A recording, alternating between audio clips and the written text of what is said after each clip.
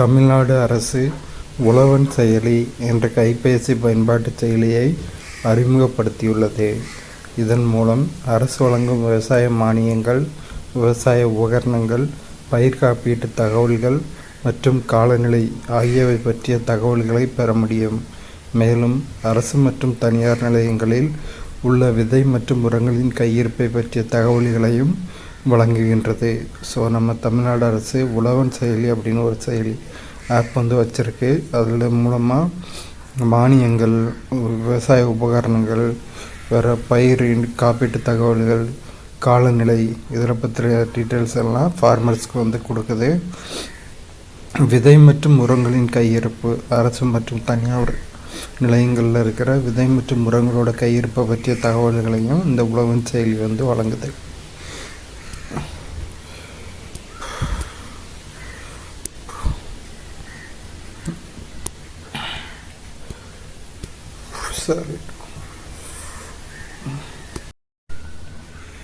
பிரதம மந்திரி பயிர் காப்பீட்டு திட்டம் PMFBY இது இந்திய நடுவண் அரசின் வேளாண் பயிர் காப்பீட்டு திட்டமாகும்.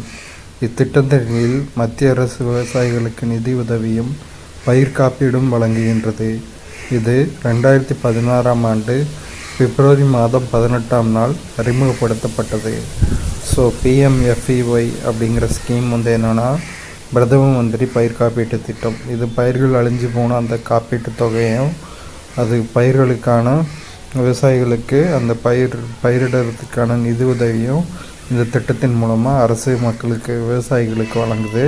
இது என்றைக்கு ஸ்டார்ட் ஆகுச்சுன்னா 2016ஆம் ஆண்டு பிப்ரவரி மாதம் 18ஆம் நாள்.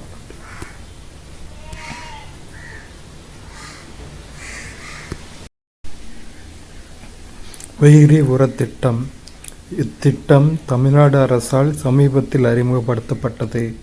இயற்கை விவசாயத்தை முறையாக நிர்வகிப்பதும் மண்வளத்தை அதிகரிப்பதற்கு உதவி செய்வதும் இதன் நோக்கமாகும்.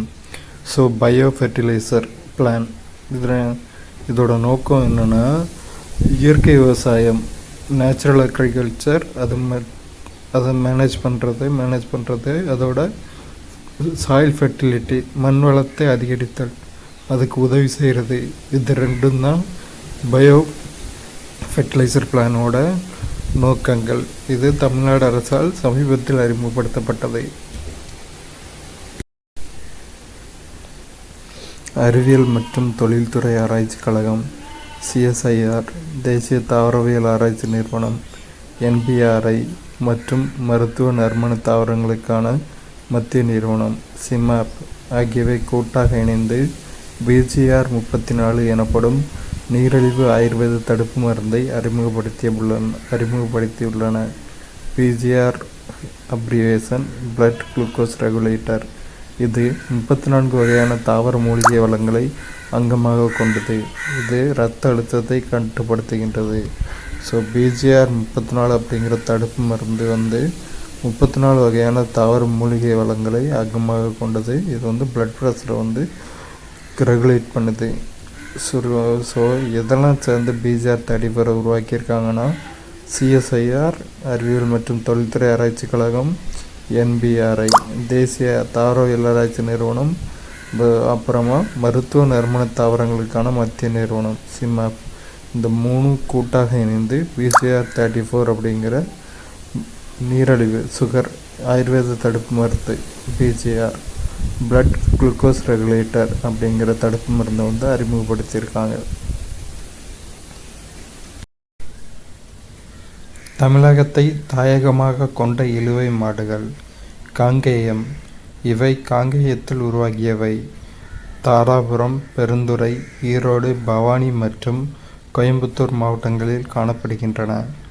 புலிக்குளம் மாடுகள். இவ்வின மாடுகள் தமிழ்நாட்டில் மதுரை மாவட்டத்தில் உள்ள கம்பம் பள்ளத்தாக்குகளில் பொதுவாக காணப்படுகின்றன. இவை ஜல்லிக்கட்டு மாடு எனவும் அழைக்கப்படுகின்றன. நிலத்தினை உரமேற்றவும் உழவு செய்யவும் இவ்வகை மாட்டினங்கள் அதிகம் பயன்படுகின்றன.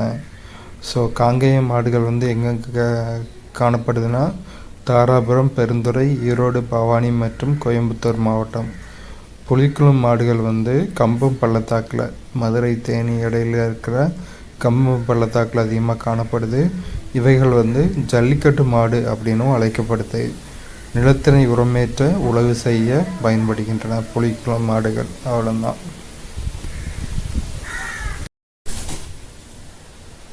முனைவர் வர்கீஸ் குரியன் என்பவரால் தேசிய பால் பண்ணை வளர்ச்சிக் கழகமானது உருவாக்கப்பட்டது. எனவே அவர் நவீன இந்தியாவின் பால் பண்ணை தொழில் சிற்பி என்றும் வெண்மை புரட்சியின் தந்தை என்றும் அழைக்கப்படுகிறார். NDDB என்ற அமைப்பானது உலகின் மிகப்பெரிய பால் பண்ணை மேம்பாட்டு திட்டமான ஆபரேஷன் ஃப்ளட் என்ற திட்டத்தை செயல்படுத்தியது. ஸோ வெண்மை புரட்சியின் தந்தை முனைவர் வர்கீஸ் குரியன், பால்பண்ணை தொழில் சிற்பி அப்படின்னு அவர் அழைக்கப்படுகிறார். தேசிய பால் பண்ணை வளர்ச்சி கழகத்தை ஆரம்பித்தவர் முனைவர் வர்கீஸ் குரியன். இது இந்த NDDB தேசிய பால் பண்ணை வளர்ச்சி கழக அமைப்பு ஆப்ரேஷன் ஃப்ளட் அப்படிங்கிற உலகின் மிகப்பெரிய பால் பண்ணை மேம்பாட்டு திட்டத்தை செயல்படுத்திகிட்ருக்கு. கடலிலும் உள்நன்னீர் இடங்களிலும் ஏரி, குளங்கள், ஆறுகள் மற்றும் கடலோர நீர்வாழ் உயிரிகள் வளர்ப்பு நிலைகளிலும் அதிகமான மீன் வளங்களை கொண்டுள்ள முன்னோடி மாநிலமாக நமது தமிழ்நாடு விளங்குகிறது. மாநிலத்தின் கடல்வாழ் மீன்களின் வளமானது 0.719 மில்லியன் டன் அளவாக உள்ளது. 1 மில்லியன் டன்னா 10 லட்சம் கிலோ. அதை போலவே நன்னீர் மீன் வளர்ப்பானது 4.5 லட்சம் மெட்ரிக் டன்கள் அளவாக இருக்கிறது. 1 மெட்ரிக் டன்னா 1000 கிலோகிராம். கடலோர மீன் வளர்ப்பில் தமிழ்நாடானது பிற கடலோர மாநிலங்களை ஒப்பிடும்போது 6வது இடத்தில் உள்ளது. ஸோ கடலோர மீன் வளர்ப்பில் தமிழ்நாடு 6வது இடத்துல இருக்குது. கடல்வாழ் மீன்களின் வளம் 0.719 மில்லியன் டன். நன்னீர் மீன் வளர்ப்பு 4.5 லட்சம் மெட்ரிக் டன்கள். 1947ஆம் ஆண்டு கேரளா மாநிலத்தில் உள்ள கொச்சின் என்ற இடத்தில் மத்திய கடல்சார் மீன் வளர்ப்பு ஆராய்ச்சி நிறுவனமானது நிறுவப்பட்டது. The central marine fisheries research institute CMFRI. இந்நிறுவனமானது கடல் மீன் வளர்ப்பு நிலையங்கள், வகைப்பாட்டியல் மற்றும் உயிரிகளின் பொருளாதார பண்புகளை ஆராய்ச்சி செய்தல் போன்ற செயல்களில் அதிக கவனம் செலுத்துகின்றது. சென்னையை தலைமையிடமாக கொண்டு 1987ஆம் ஆண்டு மத்திய உவர்நீர் வாழ் உயிரி வளர்ப்பு நிறுவனமானது நிறுவப்பட்டது. SIPA, central institute of brackish water aquaculture. இந்த நிறுவனத்தின் நோக்கமானது கிளிஞ்சல்கள் மற்றும் துடுப்புள்ள மீன்களை வளம் குன்றாமல் உவர் நீர்நிலைகளில் வளர்த்து நிர்வகித்தலாகும். இந்நிறுவனமானது துடுப்பு மீன் மற்றும் இறால் ஆகியவற்றை சிறிய அளவில் வளர்ப்போருக்கு நவீன தொழில்நுட்பங்களை வழங்கி உதவுபடுகிறது. ஸோ 2 நிறுவனங்கள் 1947 கேரளா மத்திய கடல்சார் மீன் வளர்ப்பு ஆராய்ச்சி நிறுவனம், the central marine fisheries research institute CMFRI கேரளாவில் கொச்சினில் 1947 நிறுவியிருக்காங்க. பொருளாதார பண்புகளை ஆராய்ச்சி செய்தல், கடல் மீன் வளர்ப்பு நிலையங்கள், வகைப்பாட்டியல். ஸோ இதில் அதிக கவனம் செலுத்தியது. அதுக்கு அடுத்த நிறுவனம் 1987ஆம் ஆண்டு சென்னையில் நிறுவப்பட்டிருக்கு. 1987 மத்திய உவர்நீர் வாழ் உயிரி வளர்ப்பு நிறுவனம் SIPA, central institute of brackish water aquaculture. இதோட நோக்கம் கிளிஞ்சல்கள் மற்றும் துடுப்புள்ள மீன்களை வளம் குன்றாமல் உப்பு தண்ணியில் வளர்த்து நிர்வகித்தல். இது துடுப்பு மீன், இறால்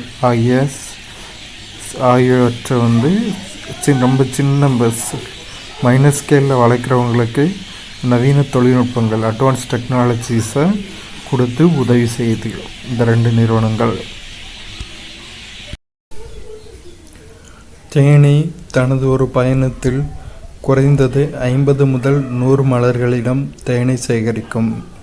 சராசரியாக ஒரு தேனி தனது வாழ்நாளில் அரை தேக்கரண்டி தேனை மட்டுமே சேகரிக்கிறது. 1 கிலோகிராம் தேனில் 3200 கலோரி ஆற்றல் உள்ளது. இது ஆற்றல் மிகுந்த உணவாகும். ஸோ தேன் ரொம்ப ஆற்றல் மிகுந்த உணவு. 1 கிலோ தேனில் 3200 கலோரி ஆற்றல் இருக்குது. சராசரியாக ஒரு தேனி அதோட லைஃப் டைமில் ½ டேபிள் ஸ்பூன் தேனை தான் வந்து சேகரிக்குது. தேனி தனது ஒரு பயணத்தில் 50 to 100 பூக்கள்லேருந்து தேனை வந்து சேகரிக்குது.